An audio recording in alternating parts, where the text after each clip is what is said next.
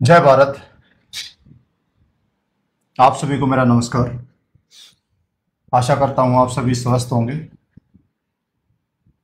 जैसा कि इस पुरुषार्थ के 365 दिनों में से सिर्फ 90 दिन हमारे ऑलमोस्ट अभी बचे हैं, और कुछ बातें थी जो मुझे आपसे करनी थी। उसमें सबसे मेन एक कैटेगरी थी, वो थी डाइट के बारे में। कि 9 महीने मुझे यहाँ पे हो गए हैं, उससे पहले भी मेरा एक सफ़र रहा है कि मैं क्या खाता हूँ, खान पान मेरा क्या है, किस समय खाता हूँ, किस रूप में खाता हूँ। तो आज उसके बारे में थोड़ा सा विस्तार से हम बात करेंगे। तो मैं आपको बता दूं कि मैं एक शुद्ध शाकाहारी डाइट को फॉलो करता हूं। जैसा कि मेरा बॉडी वेट 85 किलो से 90 किलो के बीच में हमेशा रहता है, लगभग 87-88 किलो। हाइट मेरी 6 फीट है। तो इस हिसाब से जो भी मेरी रिक्वायरमेंट है, उसमें आप कहें कि मेरी प्रोटीन की रिक्वायरमेंट, मेरे बॉडी के अंदर जो कार्बोहाइड्रेट की रिक्वायरमेंट, बाकी न्यूट्रिशन, विटामिन्स, मिनरल्स की जो रिक्वायरमेंट है, या जो फैट की जो रिक्वायरमेंट है, वो सभी रिक्वायरमेंट्स मेरी, जो मैं नेचुरल डाइट यहाँ पे लेता हूँ। हमारे नीचे गौशाला है, गौशाला में खाना बनता है।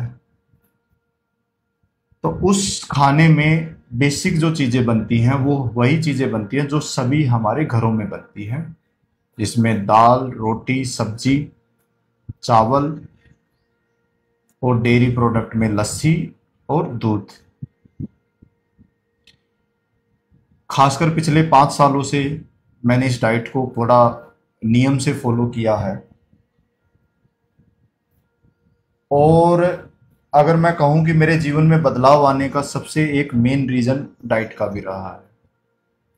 वो हमारे अध्यात्म में कहा भी गया है कि जैसा खाएं हम अन्न, वैसा होए मन।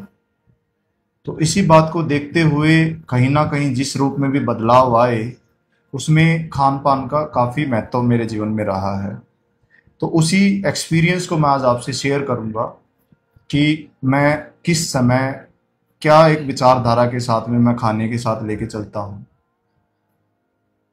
तो कुछ नियम मैंने जैसे जो पढ़ के, समझ के, एक्सपेरिमेंट करके मैंने नियम बनाए। तो सबसे पहला जो नियम मैंने बनाया कि खाना जितना शुद्ध रूप में होगा उतना ही आपके लिए अच्छा होगा। प्रकृति का नियम है, पानी के साथ कोई भी एक्सपेरिमेंट करना खतरनाक है। पानी जितना शुद्ध रूप में होगा उतना ही हमारे लिए अच्छा होगा।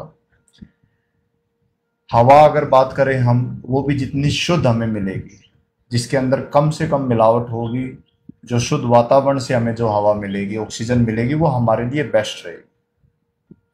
वैसे ही भोजन का एक नियम है कि जो भी खाना हमें प्रकृति से मिला है, उसके साथ हम जितनी कम से कम छेड़खानी करेंगे उतना हमारे लिए वो अच्छा रहेगा, उतना ही वो शुद्धतम रूप में रहेगा। जैसे गेहूं है, गेहूं को हमने हल्का सा उसको आटा बनाया और उसकी रोटी बना के हमने खा ली। चावल है, चावल को खेत से लिया और उसको हमने उबाल के खा लिया। सब्जियों को हमने खेत से तोड़ा और उनको काट के बना के खा लिया। ऐसे ही ड्राई फ्रूट्स हैं, बिना किसी प्रोसेस के हैं। डेयरी प्रोडक्ट हैं, जैसे गाय माता से हमें दूध मिला, जो भी हम जहाँ से कम प्रोसेस है। तो जितना जो एक नियम है कि साधारण ही सर्वोत्तम है, ये नियम मैंने अपने जीवन में देखा है, उसके रिजल्ट मुझे मिले हैं। आप लोग देख भी पा रहे होंगे। यहाँ पे 9 महीने मुझे हो गए, एक भी दिन ऐसा नहीं रहा कि स्वास्थ्य की वजह से मैं इस नियम को ना पालन कर पाया हूँ। कहीं ना कहीं उसमें भगवान का आशीर्वाद है, वहीं खान पान का एक असर है, वातावरण का असर है। तो ये नियम हम सबको अगर हम बात करें, लागू करेंगे, तो हमें इसके फायदे समय के साथ में मिल भी जाएंगे। तो इसीलिए सबसे पहला नियम कि ऐसा हम खाना खाएं, सात्विक खाना, जो कि शुद्धतम रूप में हो, कम से कम लोगों के संपर्क में वो आया हो, ज़्यादा पुराना ना हो, बासी खाना हम ना खाएं, और सिंपल से सिंपल, ज़्यादा मसालों का उसमें इस्तेमाल ना हो, ज़्यादा ऑयल जो आजकल हम इस्तेमाल करते हैं, ज़्यादा तला तला हुआ खाना, जैसे मैं खुद कभी भी तला हुआ खाना नहीं खाता हूँ। तो ये सबसे पहला नियम है।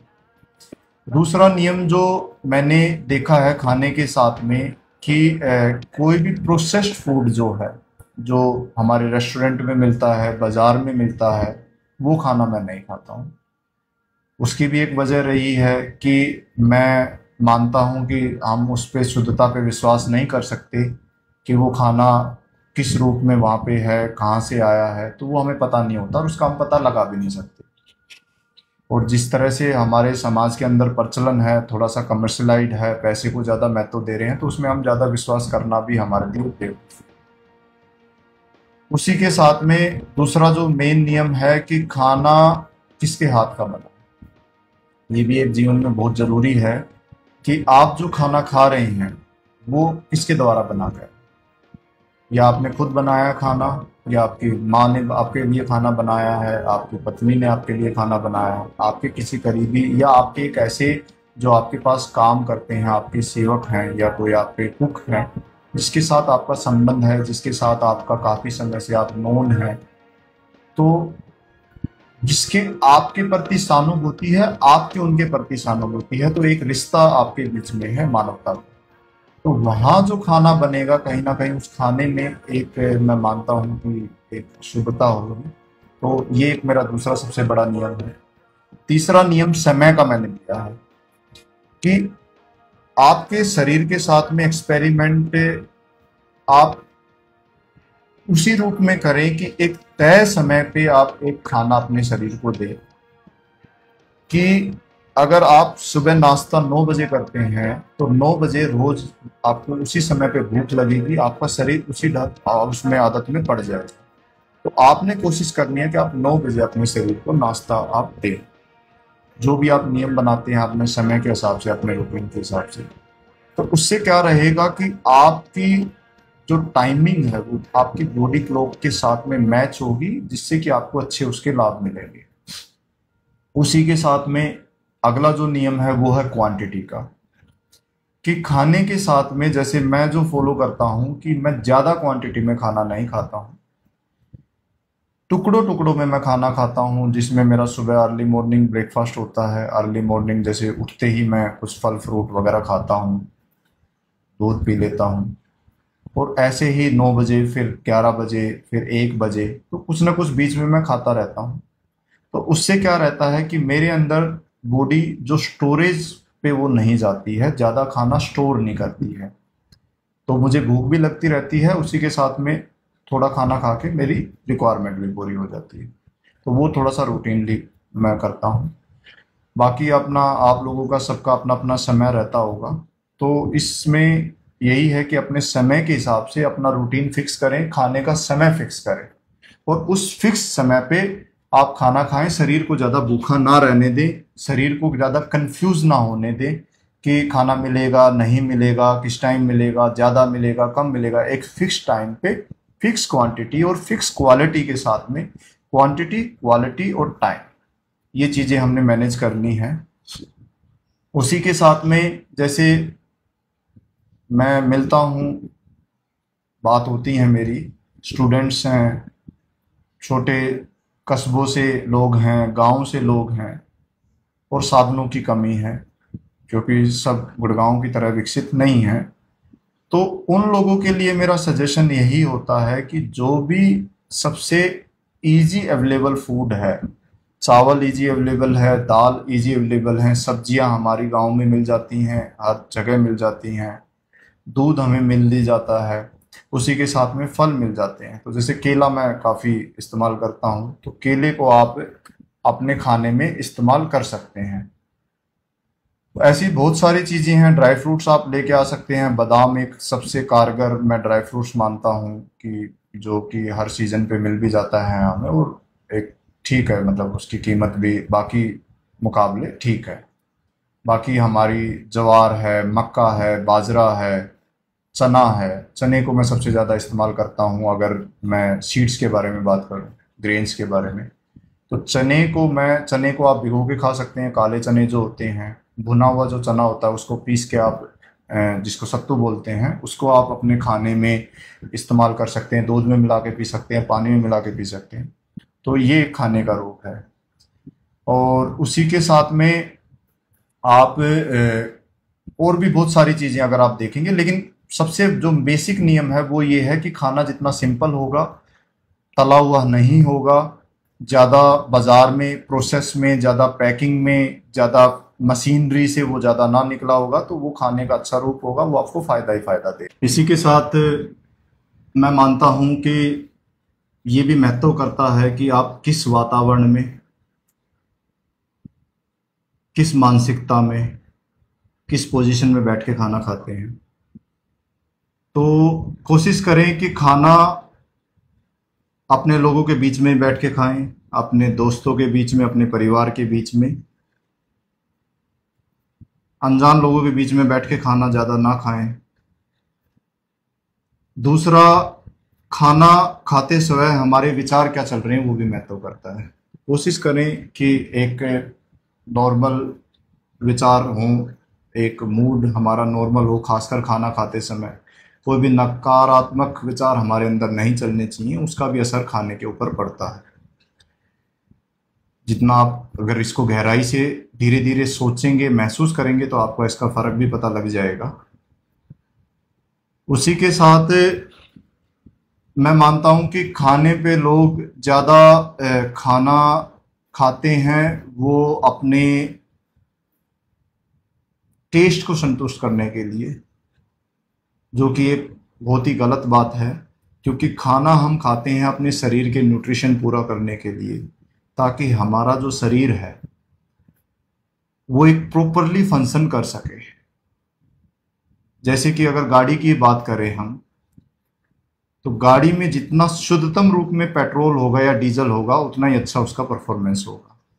लेकिन हम सोचें कि हम इसमें रेड कलर का पेट्रोल डालेंगे क्योंकि मुझे रेड कलर पसंद है, ब्लू कलर का डालेंगे, उसमें हम मिक्स करेंगे, तो उससे क्या होगा कि वो इंजन चल नहीं पाएगा। तो यही मैं मानता हूँ कि खाने के साथ एक्सपेरिमेंट करना बड़ा ही एक मतलब बेवकूफ़ी भरा काम है, और खाने को स्वाद से जोड़ना और भी बड़ा बेवकूफ़ी का काम है। हाँ ठीक है, खाना खाने के लिए कितना उसमें ज़्यादा कड़वाहट या ज़्यादा तीखा या ज़्यादा फीका खाना नहीं होना चाहिए, लेकिन बेसिक से बेसिक खाने का स्वाद हो, उसी पे हमने ज़्यादातर रखना चाहिए। ज़्यादा उसको अगर हम स्वादिष्ट बनाने के चक्कर में हम अपने न्यूट्रिशन के साथ सेक्रीफाइस करेंगे, और फिर उसको सफ़र हमारी बॉडी को उसके लिए करना पड़ेगा। और आने वाले टाइम में एक समय ऐसा होगा कि आप खाना तो अच्छा खा रहे होंगे, लेकिन आपकी बॉडी जैसा आपको चाहिए, एक स्वस्थ शरीर आपके पास में नहीं होगा। तो वही है, चुनाव है हमारा कि या तो हम एक मतलब अपनी जीभ के स्वाद को महत्व दें, या फिर हम अपने शरीर के अंदर जो है एक प्रॉपर एक ताकत, एक तंदुरुस्त हेल्थी बॉडी या फिर हेल्थी माइंड को हम टारगेट करें कि वो हमारी रिक्वायरमेंट है। तो उसके लिए हमें कहीं ना कहीं अपने स्वाद के साथ में उसको सेक्रीफाइस करना पड़ेगा हमें, कम से कम। क्योंकि ये भी मैंने देखा है कि जो भी ज़्यादा स्वादिष्ट खाना होता है वो कहीं ना कहीं उसमें अंदर हम ज़्यादा मिलावट या किसी न किसी रूप में ऐसी चीज़ें मिलाते हैं जिससे कि उसकी क्वालिटी सेक्रीफाइस हो जाती है। उसी के साथ में जैसे प्रोटीन की एक बात होती है कि protein best quality, best protein, तो जो मैंने पढ़ा और एक्सपीरियंस करा कि प्रोटीन की जो शुद्धतम रूप होता है, शुद्धतम रूप में प्रोटीन जो होता है वो वही होता है जो ज़मीन से निकला है, वहाँ पे प्रोटीन की सबसे बेस्ट क्वालिटी होती है। उसके बाद में जो भी उसको पैकिंग कर देते हैं, उसको सप्लीमेंट में बना देते हैं, उसको एक्सपेरिमेंट करके उसके अंदर केमिकल मिला के और उसको बोला जाता है कि ये बेस्ट क्वालिटी का प्रोटीन है, तो वो असंभव हो, नेचर के अगेंस्ट है, वो झूठ है। उसमें कुछ भी आप अगर एक्सपीरियंस करेंगे, आप देख भी सकते हैं कि अगर जानवरों के अंदर आप देखेंगे कि एक जैसे बैल होता है या गाय है या जो भी जानवर है, पूरी ज़िंदगी वो अपना घास फूस खाते हैं, घास ही खाते हैं खेतों में, और उनके शरीर में अगर आप ताकत देखेंगे कि मनुष्य से हज़ारों गुना ज़्यादा ताकत उनके अंदर होती है। तो अगर उस घास के अंदर इतना प्रोटीन हो सकता है कि जिससे कि वो इतनी ताकतवर शरीर उनके हो जाते हैं, तो क्या हमारे एक शरीर की पूर्ति एक नेचुरल डाइट से नहीं होती? तो इन चीज़ों पे हम विचार करेंगे तो हमें सब चीज़ों के हमें जवाब मिल जाएंगे। और हमारे अध्यात्म में, हमारे वेदांत में, सब चीज़ों में बताया भी गया